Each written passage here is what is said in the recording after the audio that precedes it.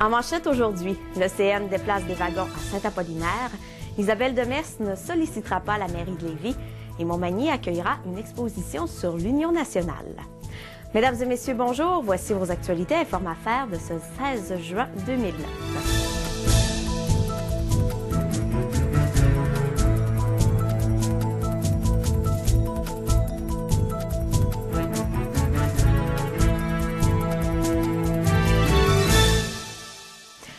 Le CN a déplacé récemment 26 wagons qu'il avait entreposés sur une voie de contournement située dans le parc industriel de Saint-Apollinaire et de l'autoroute 20. L'entreprise a reçu une demande de la part d'un client pour des wagons couverts, ce qui a permis le déplacement de près d'une trentaine des 70 wagons stationnés en bordure de l'autoroute 20. Pour les autres restants, plusieurs le sont pour le transport automobile et la situation de l'industrie ne s'est pas améliorée. Donc, le CN confirme que ces wagons devraient rester là pendant quelques temps encore, jusqu'à ce qu'une autre voie soit trouvée ou que des clients demandent des wagons.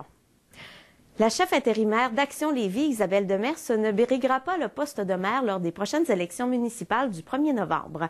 Conseillère dans le district 4 de Saint-Rédempteur, Saint-Nicolas, Saint-Étienne, elle préfère se consacrer entièrement aux citoyens qui l'ont élue.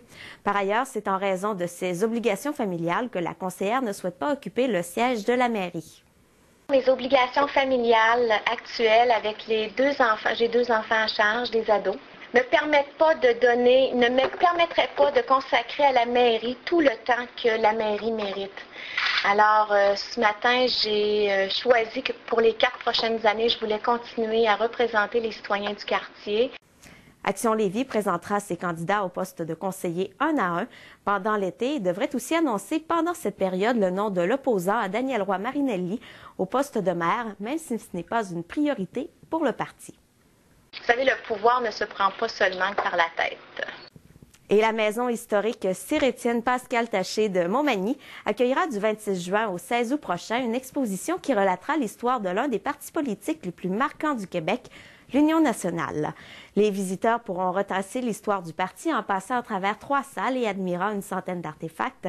La première salle présentera l'importance de la propagande par la photo, la documentation et les objets promotionnels. La seconde sera consacrée aux images employées lors des campagnes électorales. Et la troisième racontera les techniques de mise en image de Maurice Duplessis. C'est le professeur Alain Lavigne du département d'information et de communication de l'Université Laval qui a réalisé la recherche pour l'exposition. Voilà, c'est ce qui complète vos actualités de ce 16 juin. Bonne journée et à demain.